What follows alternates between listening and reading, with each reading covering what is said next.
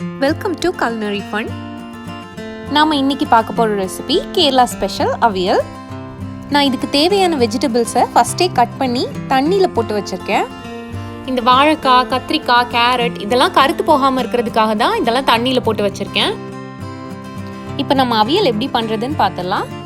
ஒரு பேனை ஹீட் பண்ணி அதில் கொஞ்சமாக தேங்காய் எண்ணெய் ஆட் பண்ணியிருக்கேன். எண்ணெய் சூடானதும் 1/2 டீஸ்பூன் கடுகு, கொஞ்சம் கருவேப்பிலை சேர்த்துருக்கேன். இப்போ காய்கறியெல்லாம் சேர்த்துடலாம்.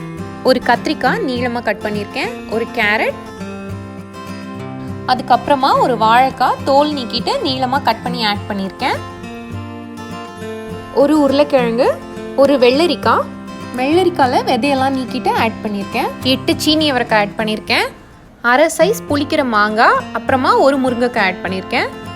இப்போ காய்கறி எல்லாம் ஆட் பண்ணியாச்சு. இதில் நம்ம தேவையான அளவு உப்பு ஆட் பண்ணிக்கலாம். உப்பு சேர்த்துட்டு எல்லாத்தையும் மிக்ஸ் பண்ணி விட்டுக்கோங்க. அப்புறமா ஒரு மூடி வச்சு இதை 10லேருந்து 15 நிமிஷத்துக்கு வேக வச்சிடலாம். இப்போ இதில் பார்த்தீங்கன்னா அந்த காய்கறியிலேருந்தே தண்ணி வந்திருக்கு.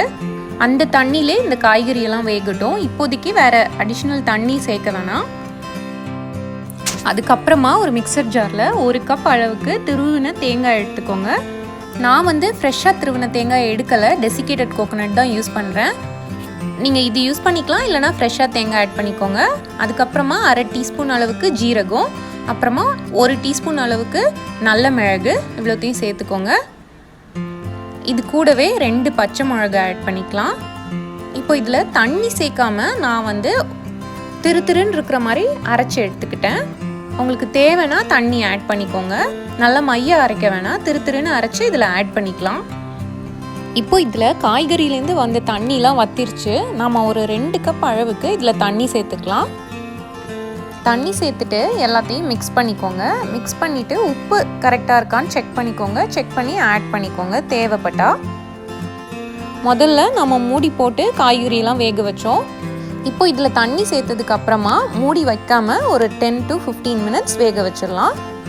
நான் இதில் ஒரு 1/2 டீஸ்பூன் அளவுக்கு மஞ்சள் தூள் சேர்த்துருக்கேன். இது உங்களுக்கு தேவைப்பட்டால் சேர்த்துக்கோங்க, ஆப்ஷனல் தான்.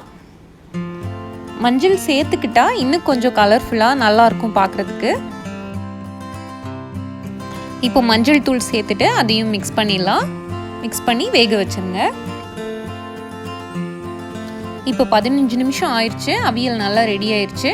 இதுதான் கரெக்டான பதம். ரொம்ப ட்ரையாகவும் இல்லாமல் ரொம்ப தண்ணியாகவும் இல்லாமல் கரெக்டான பதத்தில் இருக்குது.